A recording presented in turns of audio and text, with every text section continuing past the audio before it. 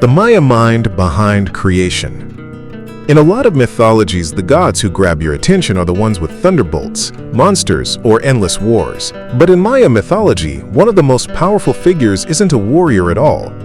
He's old, calm, almost administrative. And yet, he's connected to the sky itself, to the ordering of time, to sacred knowledge, and to the kind of power that doesn't need to shout. His name is Itzamna. And here's the strange part. The deeper you go, the more you realize Itzamna isn't just a creator god. He's a symbol of the Maya belief that civilization, writing, medicine, calendars, ritual, doesn't come from brute force. It comes from understanding. So today, we're going to meet the mind behind creation, Itzamna. And by the end of this story, you'll see why the Maya didn't just worship strength. They worship the intelligence that keeps the cosmos from falling apart. What you're about to hear. Before we dive in, one quick note. Maya mythology isn't a single, tidy book. The Maya world was made of many cities, many lineages, and many centuries of change. So Itzamna can appear a little differently, depending on whether you're looking at ancient art, royal inscriptions, or later traditions recorded after the Spanish arrived. That's not a problem. It's the point. Because Itzamna is one of those gods who isn't just a character in a story, he's a role, a title. A sacred idea that can wear different masks. In this video, we'll do 5 things. First, we'll meet Itzamna as a top-tier sky and creation figure. Second, we'll look at what his name might mean and why scholars debate it. Third, we'll explore how he appears in Maya art and codices as a figure sometimes labeled God D. Fourth, we'll talk about his divine partnership with Ix Chel and what that says about creation. And finally, we'll look at his gifts to humanity, writing, healing, and order, and how his presence survives into the post-conquest world. Alright, let's step into the sky. Meet Itzamna, the Maya supreme mind. If you picture a chief god, you might imagine a king on a throne, a storm in his hand, and enemies trembling below. Itzamna is different. His power is quieter, and, in a way, more unsettling because it's the power of structure. The kind of structure that makes the world legible. Across many descriptions, Itzamna is connected to the heavens, the upper world, the sky, the great canopy where cosmic order is written. He's often associated with wisdom, with creation and maintenance, with sacred knowledge, especially writing and healing. Think of him less as a god of one dramatic event, and more as the god of the operating system behind reality. And that's why he often appears as an aged figure. Not because he's weak, because age signals authority, memory, and mastery. In Maya thought, knowledge isn't just information. Knowledge is power with spiritual weight. Writing is sacred. Time is sacred. Medicine is sacred. And the god who stands closest to those things stands close to the blueprint of existence itself. So when people call Itzamna a creator, it's not necessarily about one explosive moment at the beginning of time. It's about the ongoing act of keeping the universe ordered. Because a world doesn't stay created unless something or someone keeps it that way. What does Itzamna even mean? Now we hit something fascinating. Even the name Itzamna is not as simple as most modern summaries make it sound. You might hear a confident translation, something like iguana house or lizard house, and it's tempting because it's vivid. You can picture it immediately. But the truth is messier. The Maya languages are rich, layered, and full of sacred wordplay. And the roots inside the name Itzamna connect to ideas that can mean physical substances, like dew or resin, while also pointing towards something more abstract, a kind of mystical potency, sacred essence, or ritual force. So instead of locking into one neat translation, it's better to treat the name as a doorway, a name that carries an atmosphere. A name that suggests this being is tied to the subtle powers of the world, things you can't hold in your hand but which shape everything. And honestly, that uncertainty fits Itzamna perfectly. Because Itzamna is exactly the sort of god who resists being pinned down. Not because he's vague, but because he's foundational. You don't define the sky, you live under it. From this point forward, here's a simple game to keep you locked in. Anytime you hear one of these signals, you're probably in Itzamna territory. Signal 1, Elder Authority, an old, wise, commanding presence. Signal 2, Sky and Cosmic Order, anything tied to the upper world, creation, the structure of time. Signal 3, Knowledge Tools, writing, books, glyphs, healing, priestly wisdom. If you catch at least 2 of those signals together, you're basically watching Itzamna, 6 and fingerprints appear on the world. And now that you have the pattern, let's talk about how we recognize him in Maya art. God D, how artists and codices tell us who he is. When scholars study Maya codices and ancient imagery, they sometimes use letter labels, like a shorthand, because the same figures appear again and again with consistent features. One of the biggest examples is a figure often called God D. And in many interpretations, God D is strongly associated with Itzamna. Why? Because this figure often looks like what Itzamna feels like: aged, authoritative, linked with celestial themes and sacred knowledge. Now, a crucial nuance: ancient religions don't always behave like modern fandoms. There isn't always a clean, official character sheet. Deities can blend. Titles can overlap. A single god can show up with multiple aspects depending on context, different ceremonies, different cities, different eras, different political agendas. So rather than demanding a single rigid identity, it helps to see Itzamna as a high sky-level principle, one that can absorb other roles without losing his core. And his core is this: the world is not only made, the world is organized. Itzamna is the organizer, and you can feel that in the art.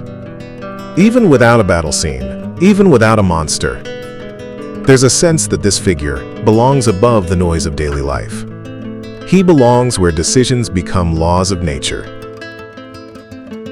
The divine power couple, Itzamna and Ix Chel. Now let's move from the sky to the household, because creation in many myth traditions isn't just a cosmic event. It's a relationship. In many later Maya and Yucatec traditions, Itzamna is paired with Ix Chel, another complex, powerful deity often connected to themes like fertility, birth, weaving, medicine, and sometimes lunar imagery. And here's why that pairing matters. It's easy to imagine creation as a single command, one god speaking the universe into existence. But the Itzamna Chel pairing suggests something different. Creation is not just authority. Creation is continuity. It's the union of structure and life, the blueprint and the blood, the plan and the pulse. Itzamna represents the ordering mind, the framework, the sacred logic. Ix Chel represents the living processes, growth, bodies, cycles, transformation. Together, they tell a story the Maya understood deeply. The universe is maintained by balance. Not just between gods, but between principles. Between the sky's law and the earth's fertility. And if you've ever wondered why a civilization would treat writing and calendars like sacred technologies, this is the answer. Because to the Maya, time itself is alive. And order is not optional. Gifts that build a civilization: writing, time, healing. If you want to understand why Itzamna matters, don't just ask what he controls. Ask what he gives. In many descriptions, Itzamna is tied to writing, glyphs, knowledge, the sacred craft of making language permanent. And that matters because writing is not neutral. Writing is memory. Writing is legitimacy. Writing is the difference between a story told once and a truth carved into time. In a world where rulers claim divine right, where ceremonies align human life with the cosmos, writing becomes a sacred tool for keeping the universe properly arranged. And then there's healing. Itzamna is often linked with medicine, with restoration, with the idea that the body, like the cosmos, has an intended order, and sickness is a kind of disruption. So healing isn't just physical, it's cosmic maintenance. And that brings us to the Maya obsession, really, the Maya devotion, to calendars and time. To the Maya, time isn't a simple line. It's a structure, a set of cycles, a pattern you can learn, track, and align yourself with. To live well is to live in rhythm.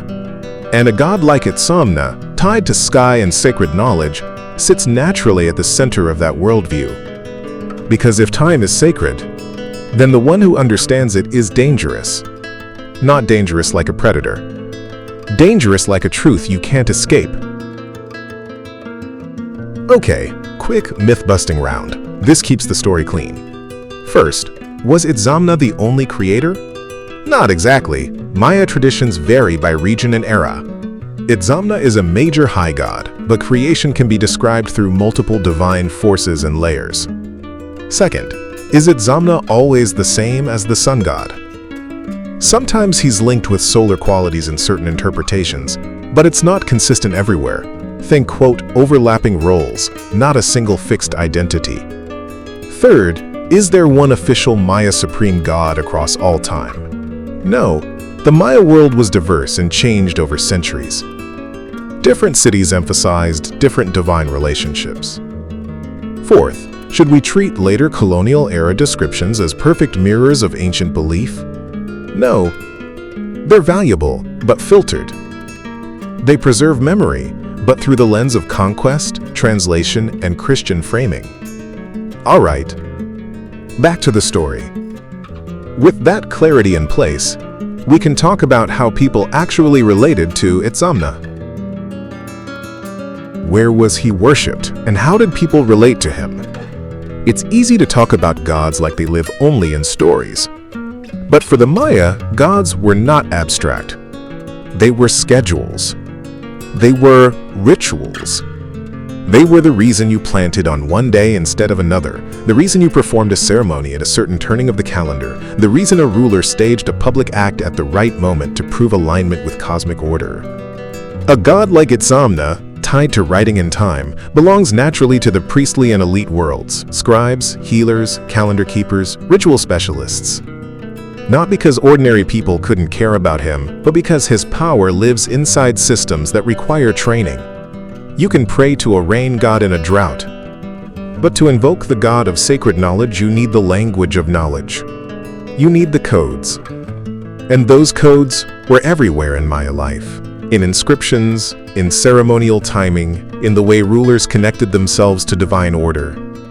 And this is why Itzamna often feels less like a dramatic myth hero, and more like the god behind the curtain. Not the actor in the play, the one who wrote the script. After the conquest, how a sky god survived on paper. Now we reach the hard part. Because the Maya world was devastated by conquest, by violence, disease, and the destruction of texts and temples. So you might expect a deity like Itzamna to vanish. But something interesting happens when a god is tied to knowledge. Even when books burn, the idea that knowledge is sacred can survive. Memory survives in rituals, in language, in stories reshaped to fit a new world. And in the post-conquest period, Itzamna continues to appear in descriptions and reconstructions, sometimes more clearly, sometimes merged with other ideas, sometimes reframed through unfamiliar categories. This is where we have to be careful, because later sources can preserve genuine threads of tradition, but they can also compress complexity into neat labels. And still, through all that distortion, Itzamna remains recognizable, because the role he plays is too important to erase.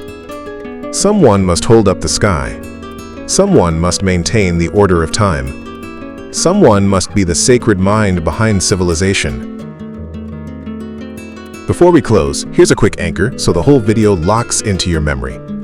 If you remember only 3 things about Itzamna, remember these. 1. Itzamna is less about brute force and more about cosmic order, the structure that keeps reality stable. 2. He's strongly tied to sacred knowledge, writing, timekeeping, and the wisdom that legitimizes power and ritual. 3. He often appears as an aged authority figure because in the Maya imagination, age signals mastery, memory, and stability. Sky, knowledge. Elder authority. That's Itzamna. Why Itzamna still matters. Itzamna doesn't win your attention the way a storm god does. He doesn't crash into the story with a weapon. He sits above the chaos. And that's exactly why he's terrifying in the most philosophical way. because Itzamna represents the idea that reality has a pattern, and that pattern can be known. And once you believe the universe is structured, you also believe you can align with it or fall out of it. To the Maya, civilization wasn't just buildings and kings. Civilization was the ability to live in rhythm with the cosmos, through ritual, through writing, through healing, through the careful maintenance of time. Itzamna is the god of that maintenance. Not the loud creation of the world, but the quiet, relentless work of keeping it created. If you want the next episode on another major Maya deity or a deep dive into the Maya codices, leave a comment with your pick.